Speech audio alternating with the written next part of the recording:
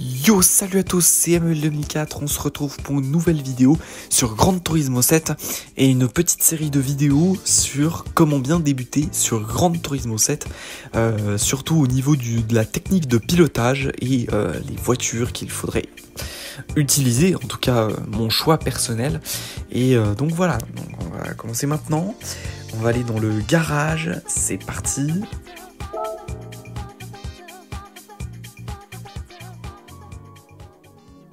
Voilà la bête. Alors, petite précision, cette voiture n'est pas entièrement d'origine, donc je vous mets toutes les spécificités à l'écran. C'est plus simple pour vous et pour moi, pour éviter des explications longues et compliquées. Donc, pour faire simple, vous allez débuter par l'une des 3 voitures que je vais vous citer, que vous pourrez acheter justement, donc vous aurez le choix, entre la Toyota Aqua S de 2011, ou la Mazda Demio de 2015, qui n'est pas hybride contrairement aux deux autres, et la Honda Fit hybride de 2014. Voilà, je vais quand même vous montrer à la fin de la vidéo les voitures suivantes, la Toyota, la Mazda et la Honda. Comme ça sera plus simple visuellement, et après si vous voulez skipper, de toute façon ce sera vers la fin, donc il n'y aura aucun problème. Et je pense que, honnêtement, de vous à moi, la pratique, ça vaut mieux que la théorie, non? Bon, allez, c'est parti. On quitte le garage et on va au circuit mondiaux, on commence la première course. Allez, c'est parti. Donc, vous allez commencer sur un circuit en Amérique. Donc là, je précise que j'ai tous les circuits débloqués, donc ce qui n'est pas le cas au tout début du jeu.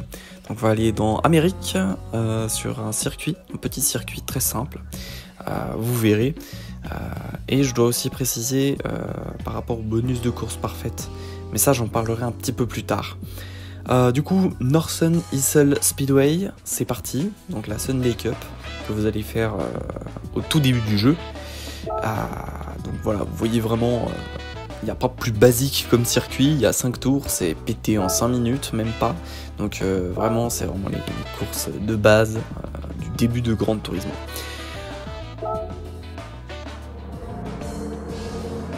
Pour ce qui est du bonus de course parfaite, en fait c'est simple, c'est que si vous touchez, que vous faites une collision avec une voiture devant vous au niveau de la position dans laquelle vous êtes, si vous êtes derrière, bah c'est le bonus de course parfaite ne sera pas valable, donc vous gagnerez que le maximum de crédit qu'il est possible d'obtenir dans la course, donc sans le bonus de course parfaite. Donc c'est aussi simple que ça.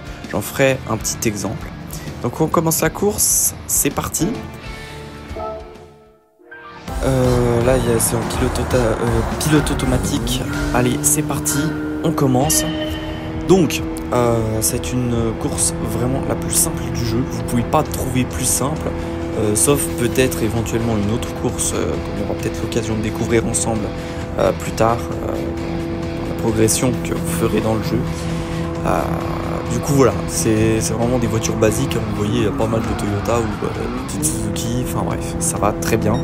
Je précise aussi que la difficulté est en difficulté difficile pour moi, puisque je suis plutôt un pilote plus expérimenté, donc j'ai besoin de plus de difficultés, donc j'y arrive même avec une difficulté maximale, j'y arrive à dépasser les IA. Franchement c'est tout pété, vu que l'IA est nulle, ben, vous aurez pas de difficulté.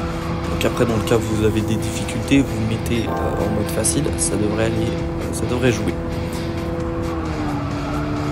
Donc voilà, la course est presque terminée. Alors concernant le bonus de course parfaite, là il me semble que je l'ai, puisque je n'ai pas touché de concurrent. Donc en fait c'est simple, c'est que par exemple si je rattrape le dernier, donc j'ai un tour d'avance sur n'importe quelle IA, bah en fait ce qui va se passer c'est que les IA seront considérées comme fautives. Donc ce qui va faire que j'aurai quand même le bonus de course parfaite, puisque je suis au-dessus en première position. La position c'est en haut à gauche, là où il y a position, pour ceux qui ne sauraient pas. Donc voilà, alors là maintenant, voilà, la course est déjà terminée, donc comme je le disais, voilà, on va même pas en 5 minutes, en 2 minutes à tout péter, c'est terminé. Donc vous avez 7500 crédits si vous ne touchez pas les concurrents et 5000 si vous en touchez un. Enfin bref, voilà. C'est vraiment très simple, il n'y a pas plus simple comme course. Donc voilà, on voit vraiment même pas 2 minutes. Hein, voilà. Donc pour cette course, franchement, c'est l'idéal pour les débutants. Donc voilà, magnifique. Voilà, 7500 crédits comme je le disais avant. Bonus de course parfaite, c'est parfait, c'est nickel. Donc c'est vraiment au niveau des voitures, parce que si vous allez shooter des murs, si vous allez rentrer dans des murs, le bonus de course parfaite n'est pas impliqué là-dedans. Donc ça va pas vous faire perdre votre bonus de course parfaite. Allez, c'est parti, on quitte le Northern Isle Speedway. Northern... Oh, pardon pour mon accent anglais pourri, c'est quelque chose, j'arrive pas à dire les choses en anglais. Allez, on se retrouve sur le Autodrome Lago Maggiore pour la deuxième course, donc un circuit un peu plus complexe. Donc c'est le troisième circuit qui est au niveau de la difficulté, puisque la troisième course, le circuit va être plus simple que celui-là, mais un petit peu plus compliqué que le précédent. Donc là, on va commencer la course. On voit quand même que ça va quand même vraiment bien. Donc voilà, pilote automatique et rebelote, mais sur un autre circuit un peu plus complexe. Donc là, je crois que j'ai plus grand chose à préciser. La technique de pilotage, en fait, les zones de freinage, ça se fait quand même avec la pratique, le temps, et en fait, ça dépend aussi de la voiture. Je précise que si vous avez un prototype des 24 heures du Mans par rapport à ces voitures-là, la distance de freinage ne sera pas la même et ce n'est clairement pas vraiment les mêmes voitures. Donc ça va vraiment différer. Donc là, je prends l'extrême. Mais si vous prenez une voiture de 300 chevaux, genre une Evo ou une STI, là, ça va pas être la même. Là, ça va freiner plus tôt et plus vite. Donc voilà, vous vous mettez à l'extérieur, intérieur, extérieur, au niveau des virages. C'est le même principe. Donc l'extérieur d'un virage, qu'est-ce que c'est? C'est le côté... je pourrais comparer ça à un cercle. En fait, vous mettez un point à l'intérieur d'un cercle, vous mettez à l'extérieur du cercle. Et en fait, c'est l'extérieur. Donc là, extérieur du virage, intérieur, extérieur. Là du coup ça revient à l'intérieur du virage, de ce virage là. Donc en fait c'est simple, c'est une technique simple. Après avec la pratique ça ira mieux. Donc on peut clairement, voilà, 2 tours sur cette course, franchement c'est le top. Donc si vous avez un peu plus de difficultés là-dessus, je vous conseille d'aller directement à la troisième course. À moins que vous puissiez pas, je sais plus exactement. Donc extérieur, intérieur, extérieur. Et là, au milieu du virage, vous réaccélérez. Avec ces voitures, on peut, mais il y a certaines voitures qui chassent, donc qui partent de l'arrière en accélérant. 4 motrices, propulsion, parce que traction, ça va plus sous-virer, dans le sens aller à l'extérieur du virage. Donc, arrivé, c'est parti. C'est bon, enfin, c'est fini plutôt, c'est pas parti.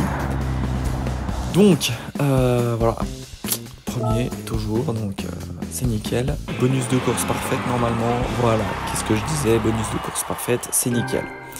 Donc, c'est vraiment simple, comme vous le voyez. Après, si vous avez des difficultés, il n'y a pas de souci, vous mettez en facile. Alors, c'est facile pour moi, le difficile, dans la plupart des courses, parce que j'ai plus d'expérience. Si dans le cas, vous débutez, là, effectivement... mettez-vous à l'aise en fonction de la difficulté. Voilà, il n'y a pas de souci à ce niveau-là. Donc, on sort et là, on va aller sur le Broad Bean Raceway au Japon. Alors, c'est parti. Un circuit, le deuxième circuit qui est donc un peu un ovale mais modifié, comme on peut le voir. Donc, c'est un circuit vraiment simple. Donc c'est vraiment le deuxième circuit le plus simple du jeu, je dirais, avec ce type en tout cas de voiture, vraiment, là, en tout cas pour ma part. Je je vais arrêter de dire que c'est extrêmement simple. Donc, ouais, c'est vraiment les courses idéales pour vraiment débuter. Quand je dis débuter, c'est qu'on n'a pas vraiment touché de jeu de voiture ou qu'on n'a pas vraiment masse d'expérience. Donc, c'est aussi simple que ça. Après, concernant le extérieur, intérieur, extérieur, donc pour les virages, c'est le même principe. Bon allez, on démarre la course, gentiment. Et du coup, voilà, je crois que j'ai tout dit à ce niveau-là. Après voilà, c'est la dernière course de cette petite vidéo. Enfin petite, tout est relatif. Qui dure quand même plus de 15 minutes. Et du coup, voilà, c'est vraiment des courses débutants, donc on gravira les échelons jusqu'à avoir un bon niveau. Je vais pas faire tout le jeu, pas toutes les courses du jeu, en tout cas je pense pas pour l'instant, pas à l'heure où sortira cette vidéo, peut-être plus tard, je sais pas. Donc là voilà, à tout péter là, le premier tour, je suis premier au premier tour, à la fin du premier tour je suis premier, c'est nickel. Et voilà, c'est encore une fois, la difficulté, vous pouvez l'ajuster dans le menu. Quand vous êtes dans le menu avec garage, mode central, mode sport, tout ça. Alors vous allez aller en haut, là-bas, à gauche, il y a le petit logo Gran Turismo. Et du coup, vous pouvez régler dans Options, cliquez sur le logo, et puis vous pouvez aller sur Options, puis après, cliquez justement sur Options et puis après en bas du mon profil et après vous pouvez régler la difficulté en fonction de vos compétences. Donc là voilà, encore une fois, premier, des courses simples, voilà, c'est pété en très peu de temps, en 2 minutes par course j'ai envie de dire, puisque c'est des circuits vraiment tout petits. Comparé à certains grands circuits comme Le Mans ou le Nürburgring. Voilà. Allez. Bientôt fini la vidéo. Donc c'est nickel. J'espère que en tout cas ça vous aidera en tant que débutant hein, si vous regardez cette vidéo. Sinon ça va être compliqué. Et du coup, voilà. C'est... Puis là maintenant il faudra que je vous montre les voitures, donc si vous voulez skipper tout de suite, il n'y a pas de souci, mais je vais pour les autres je vais vous montrer les voitures. Donc voilà, c'est aussi simple que ça. Allez c'est parti, je vous montre les voitures et puis vous pourrez les observer. C'était Emmanuel 2004 pour Gran Turismo 7. Ciao ciao.